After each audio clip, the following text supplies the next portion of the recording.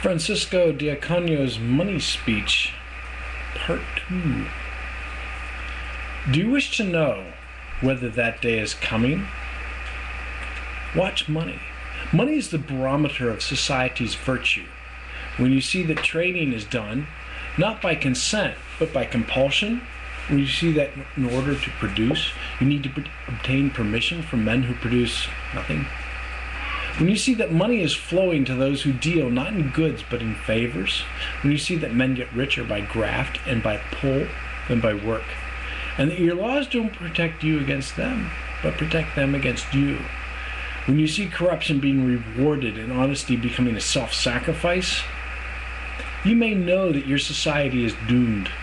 Money is so noble a medium that it does not compete with guns, and it does not take terms with brutality. It will not permit a country to survive half property, half loot. Whatever destroyers appear among men, they start by destroying money. For money is men's protection and the base of moral existence. Destroyers seize gold and leave its owners a counterfeit piled paper. This kills all objective standards and delivers men into the arbitrary power of arbitrary setter of values. Gold was an objective value, an equivalent of wealth produced.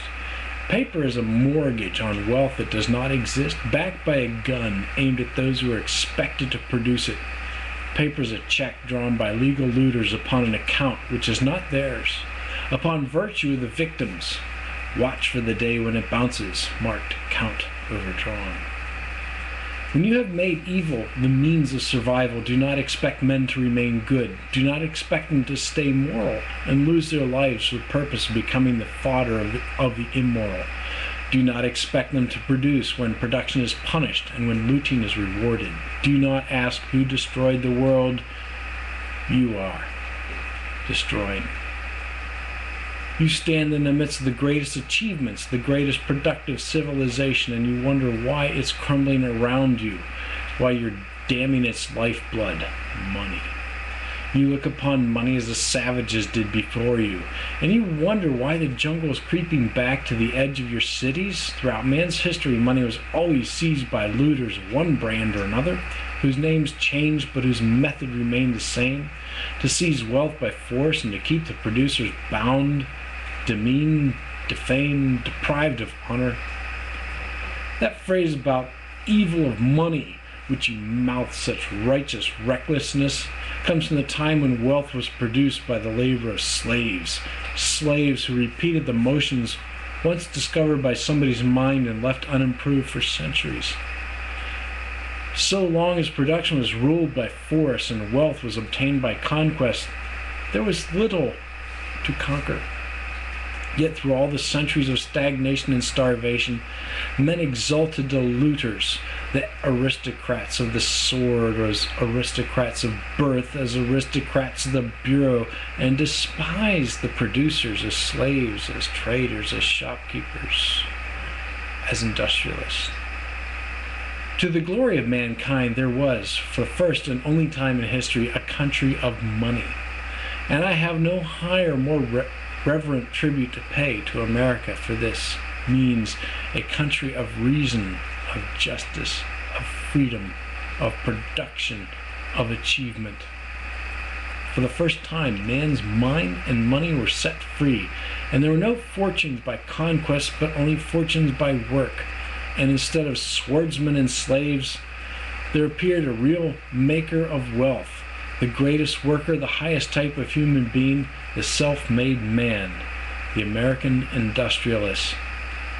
If you ask me to name the proudest distinction of Americans, I would choose, because it contains all of the others, the fact that they were people who created the phrase to make money. No other language or nation had ever used those words before. Men had always thought of wealth as a static quantity to be seized, begged, inherited, shared, looted, or obtained as favor. Americans were the first to understand that wealth has to be created. The words to make money hold the essence of human morality. Yet these were the words for which Americans were denounced by rotted cultures of looters, continents. Now the looter's credo has brought you to regard your proudest achievements as hallmarks of shame. Your prosperity is guilt.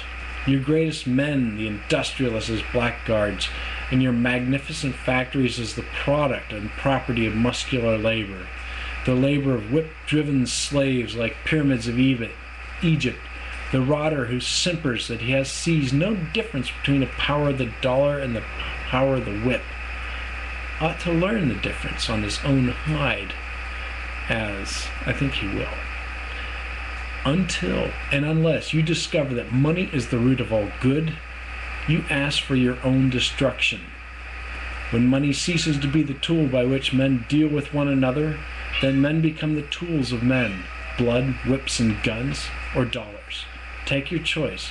There is no other, and your time is running out.